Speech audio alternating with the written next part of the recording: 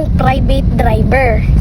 Driver talaga, driver. Ayoko magaya kay Tito Tingting kasi yung 6 niya naging sex. So mga kamaestra, siya nga pala yung personal driver ko. Eto.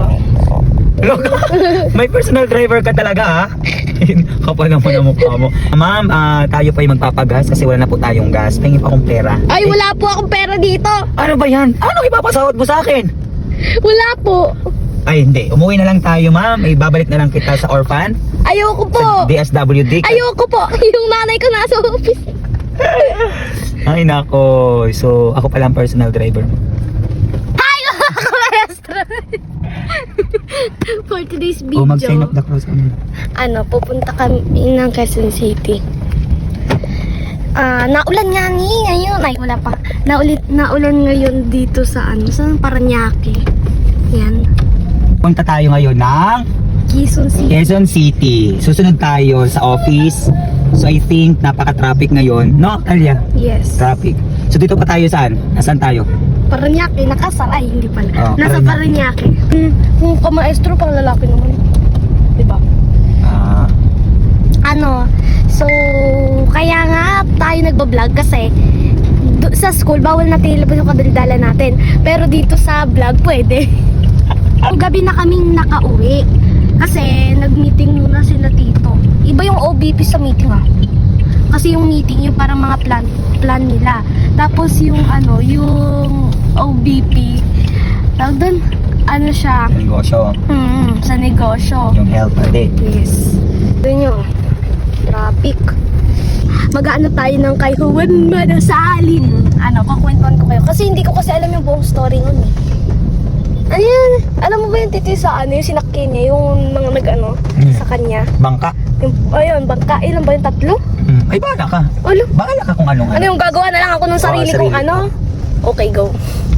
So, si Juan Madasalin yan ay si Juan Madasalin. Kaya siya tinawag na Madasalin kasi parang parang sinasabi niya lagi na na nandito na si Lord, nandito na si Lord sa tabi ko. Yan. So, umulan ka na lang Juan Madasalin. Juan. Tawagin na lang natin siyang Juan. Tapos, di pa nga umulan, nagbaha sa kanila. Malapit nang umabot sa 2nd floor kasi nasa hagdanan na nila Tapos may bangka na dumating. Sabing, Juan, bumaba ka na dyan. Tumalon ka na dito sa may bangka.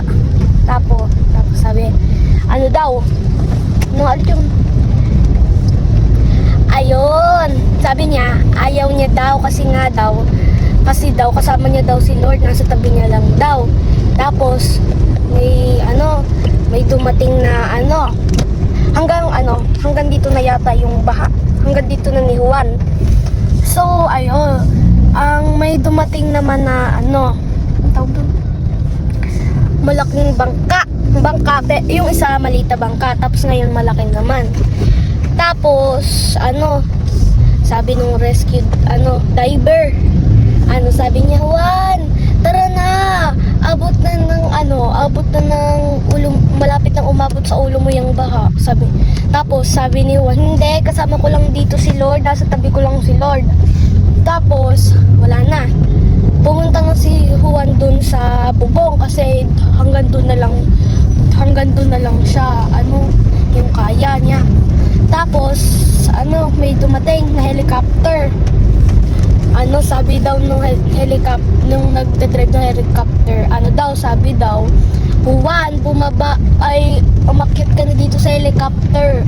Bababa ko na yung hagdan kasi para makaakyat ka na. Tapos sabi naman ni Juan, hindi, kasama ko si Lord. Nandito lang si Lord sa tabi ko. Tapos natulog si Juan. Tapos pagkagising niya, nasa langit na siya. Sabi niya, Lord, ba't mo naman ako kinuha? Di ba lagi kitang kasama? Sabi naman ni Lord, Juan, tatlong rescue driver and diver yung pinapunta ko sa'yo. Tapos sabi ni Juan, nye! Sabi naman niya, may sinabi ba daw na gano'n si Juan? Wala. Oh. Sabi mo kahit gumawa ako ng sarili ko, o gumawa ako.